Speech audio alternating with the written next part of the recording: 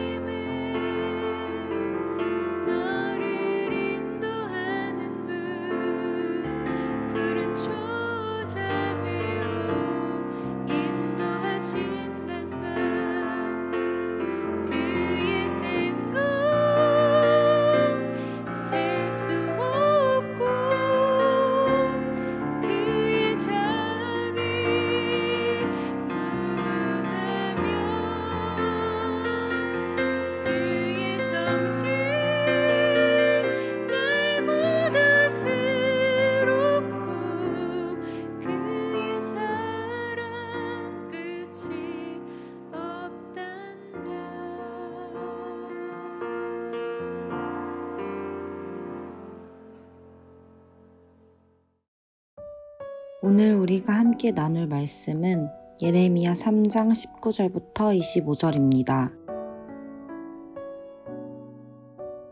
내가 말하기를 내가 어떻게 하든지 너를 자녀들 중에 두며 허다한 나라들 중에 아름다운 기업인 이 귀한 땅을 내게 주리라 하였고 내가 다시 말하기를 너희가 나를 나의 아버지라 하고 나를 떠나지 말 것이니라 하였노라. 그런데 이스라엘 족속아 마치 아내가 그의 남편을 속이고 떠나감같이 너희가 확실히 나를 속였느니라. 여호와의 말씀이니라. 소리가 헐벗은 산 위에서 들리니 곧 이스라엘 자손이 애곡하며 간구하는 것이라. 그들이 그들의 길을 굽게 하며 자기 하나님 여호와를 잊어버렸음이로다. 배역한 자식들아 돌아오라. 내가 너희의 배역함을 고치리라 하시니라. 보소서 우리가 주께 왔사오니 주는 우리 하나님 여호와이심이니이다. 작은 산들과 큰 산 위에서 떠드는 것은 참으로 헛된 일이라. 이스라엘의 구원은 진실로 우리 하나님 여호와께 있나이다.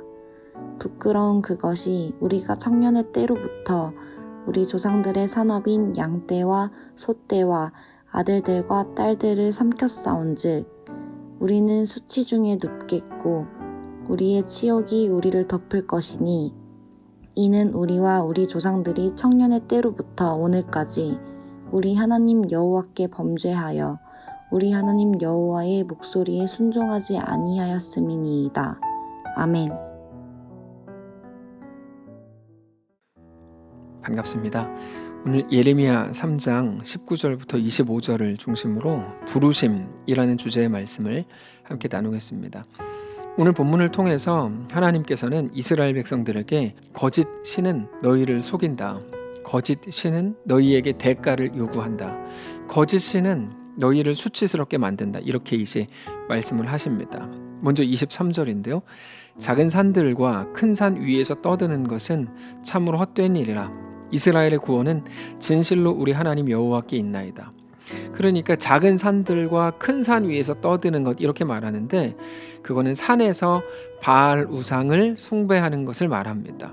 사람들이 바알을 섬기는 것은 이유가 분명했습니다. 바알은 풍요의 신이거든요. 그래서 건강과 부와 지식을 많이 갖기를 원하기 때문입니다. 그러나 바알 앞에 가서 아무리 빌고 또 간절히 기도해도 그 우상은 사실상 아무것도 해줄 수 있는 게 없는 거죠. 우상은 존재하지 않으니까요. 사람들이 만들어낸 돌과 나무 같은 모형에 불과하기 때문입니다. 그러나 그것들이 무언가 해줄 수 있을 것처럼 생각을 해서 스스로 속은 겁니다. 그러나 그것들로는 아무것도 얻을 수 없다는 것이죠. 그리고 나서 24절을 보면 이렇게 돼 있죠. 부끄러운 그것이 우리가 청년의 때로부터 우리 조상들의 산업인 양떼와 소떼와 아들들과 딸들을 삼켰다. 이렇게 돼 있는데 거짓 신은 반드시 대가를 요구한다는 겁니다. 무언가를 지불해야 된다는 것이죠. 좋은 것을 얻기 위한 조건을 붙이지 않느냐 이런 거죠. 너의 청년의 때로부터 다시 말해서 너의 젊음을 너의 시간을 다 바치지 않았냐 이런 말입니다. 우상을 숭배하기 위해서 모든 산업과 양떼와 소떼와 아들과 딸들까지 다 갖다 바치더라는 거예요. 실제로 이런 일들이 남유다에도 이제 성행했었는데요. 12대 왕이었던 아하스 왕의 경우에는 북이스라엘에서 배워가지고 온 모습들을 행하죠. 그게 뭐냐면 불 가운데로 자식들을 지나가게 하는 겁니다. 그게 우리도 잘 알고 있는 그 유명한 흰놈의 아들 골짜기입니다. 자기 아들을 불태워 죽임으로 자기가 우상에게 유익을 얻고 싶었던 겁니다. 자기가 얻기를 원하는 것을 위해 아들까지 죽인 거죠. 남유다의 왕들까지도 그런 못된 짓들을 우상 숭배를 하고 있더라는 겁니다. 그거를 말씀을 하시면서 우상은 그런 대가를 요구하는 거 너 왜 모르냐 이렇게 말하는 겁니다. 그거는 지금 시대도 마찬가지입니다. 여러분 잘 생각해 보시면 무당이 그냥 굿해줍니까? 돈을 내야죠. 점집에서 그냥 내가 너 공짜로 점 봐줍니까? 복채를 내라 그러죠. 도를 아십니까? 라고 묻는 사람들, 그 사람들 따라가 보셨습니까? 끝에는 결국에 돈을 요구합니다. 내가 보니까 당신 집에 뭐 안 좋은 기운이 흐르는데 이거 해야 됩니다. 그러려면 어떻게 해야 됩니까? 돈을 내십시오. 여러분 모든 세상 종교는 반드시 돈과 연결되어 있습니다. 그게 이제 우상 숭배라는 거죠. 그러면서 25절에서는 거짓 신은 너희를 수치스럽게 만든다 이렇게 말씀하십니다. 25절인데요. 우리는 수치 중에 눕겠고 우리의 치욕이 우리를 덮을 것이니 이는 우리와 우리 조상들이 청년의 때로부터 오늘까지 우리 하나님 여호와께 범죄하여 우리 하나님 여호와의 목소리에 순종하지 아니하였기 때문이라. 하나님을 따르지 않고 눈에 보이는 잘됨을 위해서 따라가게 될 때 결국 너희에게 남게 되는 것은 수치와 치욕밖에 없는 것을 왜 모르느냐 이런 말이죠. 이 모든 것들이 시작된 이유는 뭘까요? 바로 21절 때문입니다. 소리가 헐벗은 산 위에서 들리니 곧 이스라엘 자손이 애곡하며 간구하는 것이라. 그들이 그들의 길을 굽게 하며 자기 하나님 여호와를 잊어버렸음이로다. 하나님을 잊어버렸다 이거죠.